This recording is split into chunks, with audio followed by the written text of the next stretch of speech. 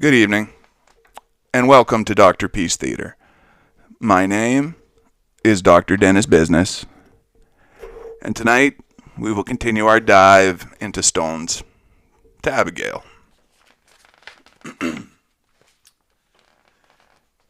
When we last left our hero, he was having a laugh in the classroom with his new buddy, Mr. Hanson, the history teacher. Greg is now his teacher's assistant. Chapter 14. Every second felt like 10, but finally gym class had arrived. Abby approached me, talking as she came close. "Thank you for the display, Romeo. Now the whole school is talking about us." I replied, "One of the best decisions I ever made." She wrapped her arms around me and whispered in my ear, "I can't wait till we get home." Once again, stunning explosions illuminated my mind. My body felt like it was being lifted off the ground.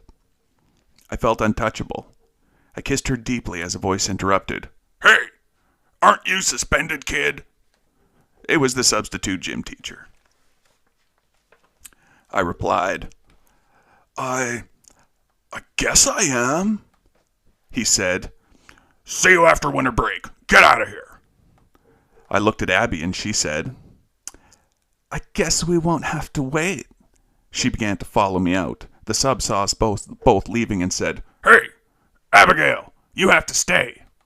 She replied, while smiling as she continued walking out, "What are you going to do? Suspend me?" The teacher stood there looking dumbfounded. As the doors slammed behind us, he feared the rest of the class would follow suit. He quickly turned to the remaining students and said, "Don't you think about it. I will call your parents." They responded with a disappointed, "Aww," as he proceeded by throwing out sports equipment for them half-heartedly to utilize. Infatuated with one another, Abby and I struggled to make it to our front door.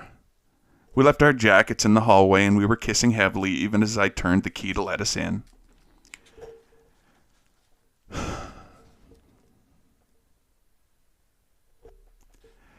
She jumped on me and wrapped her legs around my waist. I slammed the door behind us, kissing her as I carried her to the bedroom.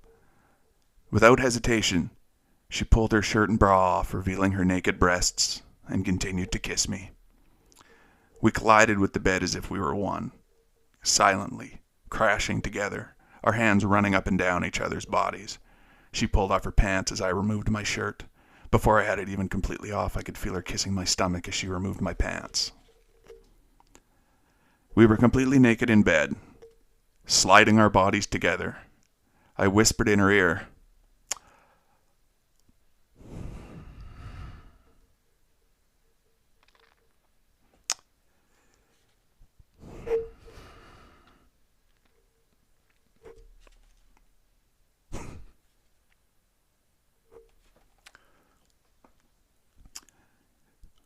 We were completely naked in bed, sliding our bodies together. I whispered in her ear, "Hang on to something." So she immediately grabbed onto the bed frame as I made my way down past her breasts, slowing as I passed her hips, tasting her skin every inch of the way.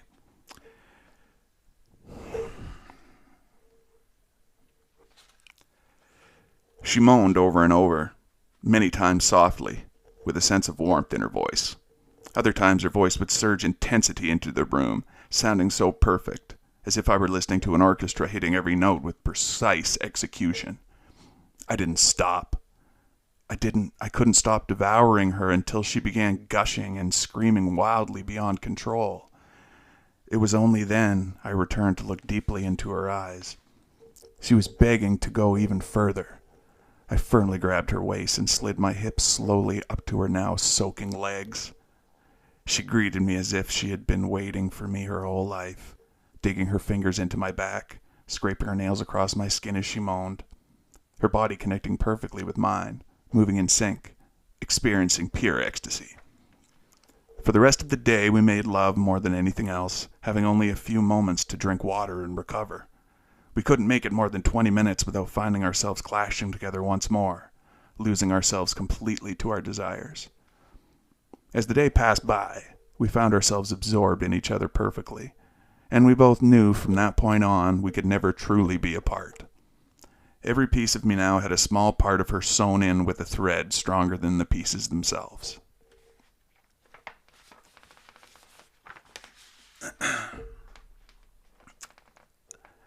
I'm just going to take a second before I start chapter 15. Chapter 15. Winter break came to a close. Abby and I had spent our entire vacation exploring everything we desired of each other. We returned to school as happy as we could be. As we walked through the doors hand in hand, a significantly remodeled interior was there to greet us.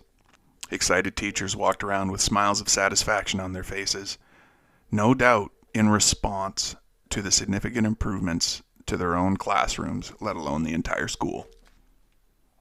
"Sir, can you remove all metal items?" A man dressed in a security guard outfit said to me. I felt surprised, but that feeling quickly left me when I remembered what the president had said during his visit to the school regarding his dedications to improving security. Removing everything from our pockets, Abby and I were allowed to pass through. We waited as they searched through our backpacks and shortly after found ourselves parting ways once more this time. Despite our bodies being apart, we remained connected on an entirely new level. We could both feel it and offered a comfort in a new way we never knew. Making love to Abby ignited my senses and thoughts beyond what I knew to be possible. We awakened a new plane of existence in ourselves emotionally, physically, intellectually, and spiritually. We found ourselves living in a state of mind we hadn't imagined before, discovering what could only be found between two people who passionately love each other. I found myself lost in the memory of us together.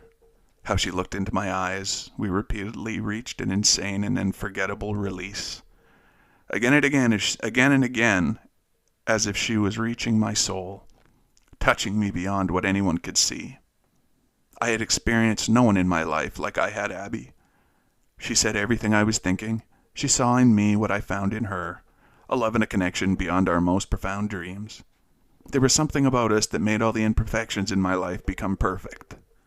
Every sad story in my life now lined with silver, becoming a stepping stone on my path to Abby.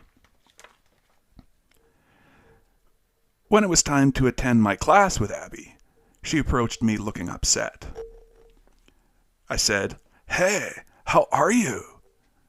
She replied, "There was a substitute teacher in my art class and Jason groped me. The sub did nothing."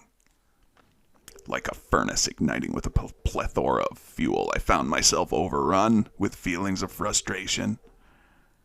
But I held back. I didn't want to upset Abby. As I grit my teeth, I said under my breath, "It just had to be the school hero." She asked, "What am I supposed to do?" I responded, "I'll handle it." Abby's arms crossed, now hitting the floor. She said, "I told him to stop again. He seriously is just a jerk." I tried to be optimistic. I knew the more positive I was, the better she would deal, so I looked up, smiled slightly, and said again, "It's okay. I'll handle it." Just like I had hoped, she smiled back, feeding off my encouraging tone and body movements. I said, "Let's go play another random game when the gym sub comes up with one." She nodded.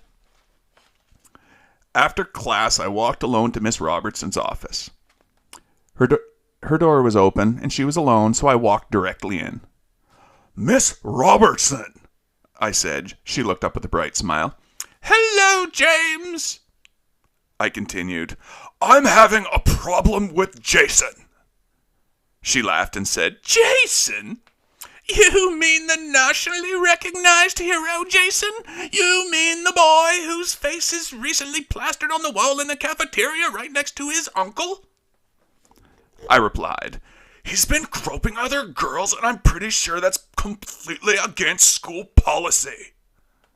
Miss Robertson sat up and placed her hands on the desk. Girls, she said. I paused for a moment. I didn't want to say it was Abby because I knew she had issues with her in the past, but I didn't want to lie like this, so I responded. Girl. One girl complained to me. Miss Robertson responded. What girl? I quickly asked, what does it matter? She answered, because I don't believe anything Abby says, and if it was Abby, I won't feel I need to take action. I sighed deeply, completely fed up with Miss Robertson's bias against Abby. Well, I tried to handle this administratively, and you failed to help. As I said, I turned away to leave. Miss Robertson sternly replied, James, this girl is no good. She's damaged goods, and I couldn't stand to hear that. I lost it and screamed, how dare you! People like you are the real reason why this school got shot up in the first place. Demonizing everyone that disagrees with you. Treating them like they are subhuman. I bet Seth had parents just like you. Only showing kindness if they say and do exactly as you wish. But the moment they step outside your oppressive and yet small world, you shut them down and leave them for dead. Well, guess what? We are all our own people. We all have burdens to carry, and none of you should act like you are any better when you haven't tried to walk in the shoes of people you ignorantly judge. I slammed the door and stormed away, completely unwilling to hear another negative word about the girl I loved. After school had ended, Abby and I walked towards the buses hand in hand. En route, I scanned the area for Jason, who usually hung out in front of the school to sign autographs and take pictures with admirers who didn't actually know Jason personally. There he was. I spotted him. Just as I expected, bragging to other students right where I thought he would be. I told Abby to get on the bus and save me a seat. She nodded, but didn't know I was about to approach Jason. Now quickly walking towards Jason, I called out his name. He turned with an idiot smile painted across his face. What's up, second place? I ignored his reference and said, I was told you groped a girl today. A girl that already asked you to leave her alone. He replied, haven't you heard? I'm stuck around here. If I want to grab someone, bro, it's gonna happen, and they'll like it too, bro. I looked to his grinning jock friends behind him. I knew exactly what was going on in their minds, and how they were aching for me to make a move so they could beat down yet another person who, in most situations, would have no chance. Running Jason's comments through my head countless times in a matter of seconds, I confirmed my next course of action. That's all I needed to hear. I turned away from him, and as his friends screamed, You're a wuss, and other derogatory names to my back. Proceeding to the bus, I asked Davis to walk Abby home when they got to her stop. Abby looked extremely concerned, but I again managed to control my posture and facial expression so she would only see my confidence. Wearing a warm and encouraging smile on my face, I handed her my bag, removing my skates from it as I set it down. I then kissed her on the forehead and said, Don't you worry. I'll be right behind you. She replied, What? Why? Just then Davis jumped up and said, Oh my God, you're gonna beat their booties? I walked off the bus, locked my eyes on Jason, and lurched forward in a full sprint, throwing my skates down and pulling off my outer shirt as I approached and now turned away Jason. Only a couple feet away, I quickly wrapped my twisted-up outer shirt around his neck and used it guide his body backwards, slamming him to the ground. I knew I had a small amount of time before he recovered, so I rapidly and without hesitation kicked one of his 3 jock friends in the balls as hard as I could before he could react to assist Jason. As if it were a well-rehearsed sequence of movies, I twisted to thrust my fist into another jock's throat Now having successfully completed 3 moves on 3 unsuspecting targets, Jason's last friend in the group struck me as I expected, landing a punch on the side of my head. I reacted by spinning as I fell to the ground to deliver a sweeping kick to the 4th and final target, knocking him on his back as well. This one was larger than the others, so I made sure he would stay down by stomping on his balls before he could recover. Fuck, man. I turned back to the jock I had punched in the throat, as if I was going to kick him in the balls as well, but he, unable to talk, signed that he was in no way interested in fighting. Now that I had successfully reduced the odds of their victory over mine, I only had Jason to deal with. As Jason climbed back to his feet, he yelled, "How's that fair, bro? You fight like a crazy person, bro." Breathing heavily, I replied, "How is this fair? 4 jocks against a wuss like me? And what about you? Groping women who are too terrified to fight you off? How is that fair? How are you?" He full-on tackled me before I could finish speaking. His tackle of Seth flashed in my mind as I flew backwards with Jason's shoulder plunging under my ribs. But I had no time to take a beating. The security guards were no doubt about to see what was going on, and I could not finish with what I started with them getting involved. We impacted the ground together. I tightened my abs just before impact in hopes I would be able to recover quickly. Jason grunted and jumped off me, only to laugh forcefully as if showing off to everyone who now gathered around us. I wouldn't let Jason stand over me. I aggressively returned to my feet, and with as much force as I could, I launched at him with my right hand grabbing the side of Jason's head. Out of confusion, he swung at me, but I quickly jerked on his scalp, and with it his line of sight darted away from the path of his fist. Simultaneously, I shifted the position of my head, so his hand would make direct contact with the cement pillar behind me. Distracted by the pain now engulfing his hand, I shifted my body to the left with all my strength, while jabbing his throat repeatedly in the same direction. As he fell to the ground, I leapt onto him using my knees and all of his body weight to pin his shoulder down. Like I had seen in school wrestling events, I rapidly lined myself up to evenly distribute my weight on his strongest point so he could not fight back. I was right where I wanted to be. I smirked. My goal was about to become a reality. I was going to break his nose so he could literally see in the mirror what had happened to the people he treated women like possessions. He began to overpower me, despite me strategically pinning him, so I frantically pinched the tip of his nose with my strongest 2 fingers. As he turned me over with the other hand, I punched the base of his nose repeatedly until I felt a pop. Jason quickly fell back to the ground in agony. His reaction time allowed me to stand up just in time for the security guards to reach us. All the guards could see now was 4 jocks all grabbing different body parts in pain, with me standing by breathing heavily, exhausted, but somehow slightly smiling. I was surprised I was able to pull off what I had intended with such accuracy. Despite me being almost 6 feet tall, I remained by far the smallest in the group. Only the immediate witnesses could believe what they saw. I looked over to see Abby on the bus to see her and Davis staring out separate windows with their jaws completely dropped. I forced myself again to smile encouragingly and waved to Abby as her bus began to pull away. It seemed like the fight lasted at least 10 minutes, but I quickly became aware that most of it lasted only a couple. Seconds later, Principal Lehman came rushing out, screaming, "What the hell just happened?"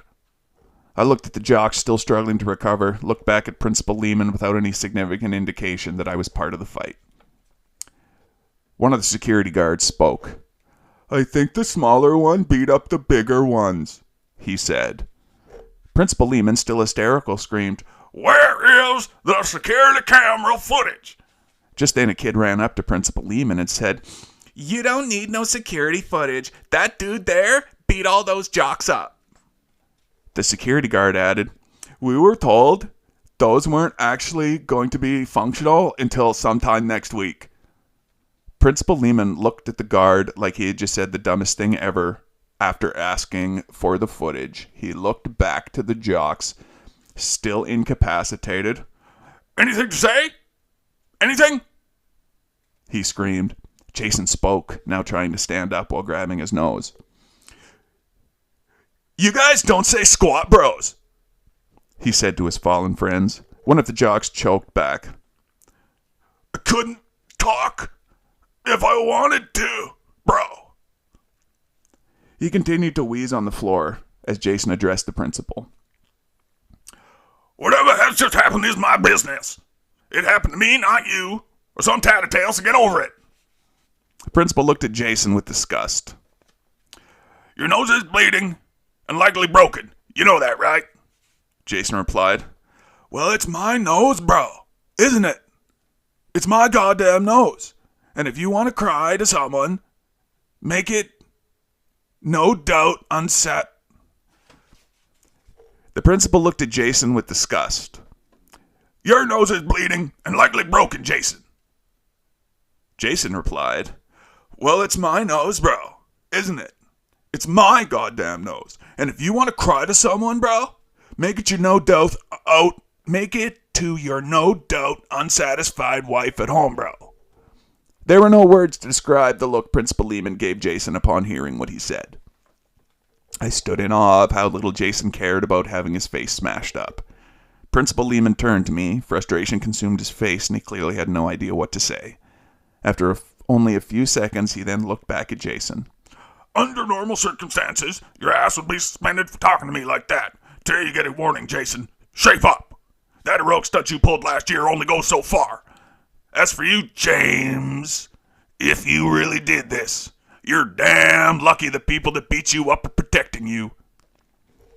Principal Lehman said, continuing to scan all of us. He finished with, all of you, get the hell off my campus, and walked angrily back into the school, while screaming for the security guards to follow. As Principal Lehman entered the building, Miss Robertson passed him to go home for the day. She was concerned by Principal Lehman's aggressive walking, and immediately looked over at Jason, still holding his bleeding nose. When she saw me standing up by the fallen jocks, her face was overtaken by a look of horror. She had clearly pieced together what had happened.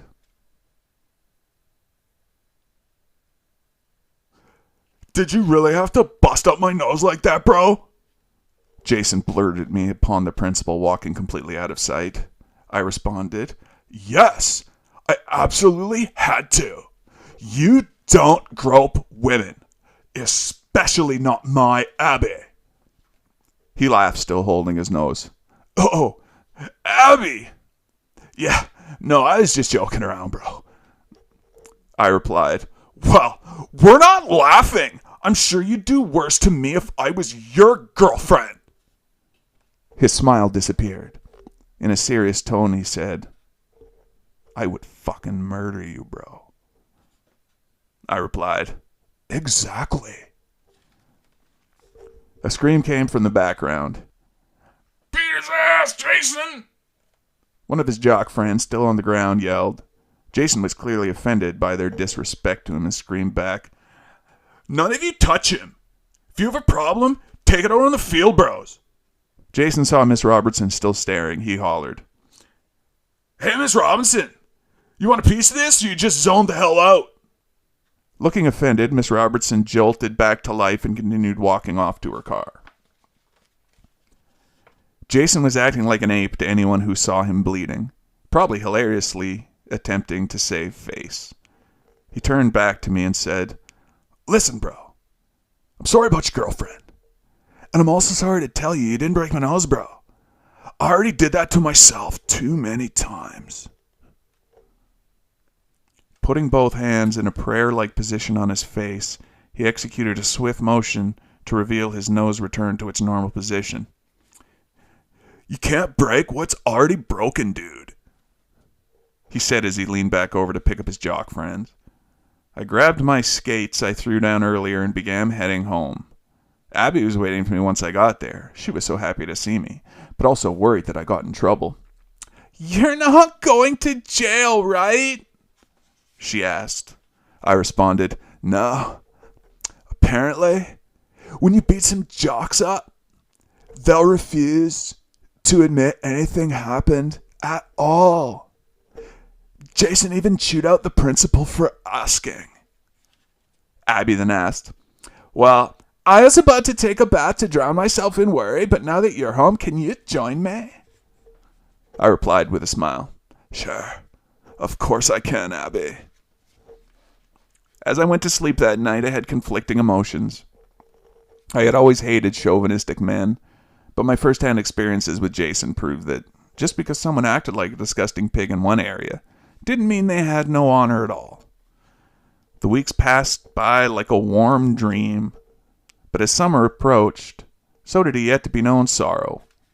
Most of us don't like to think we're completely in control until one day, a painful and dark reality pays us all a visit, pulling the veil from our eyes, leaving us shattered and lost. Holy sweet fuck.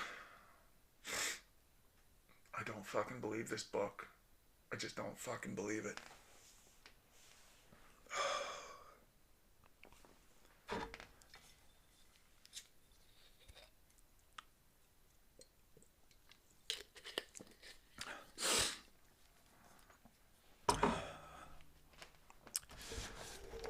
That was chapter 14 and 15 from Stones to Abbigale.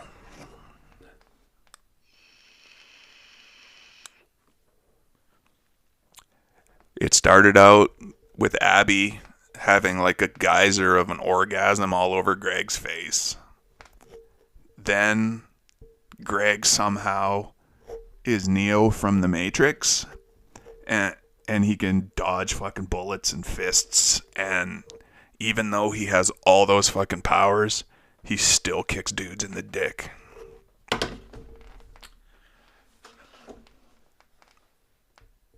This has been Doctorpiece Theatre, and my name is Dr. Dennis Business. And as always, my friends,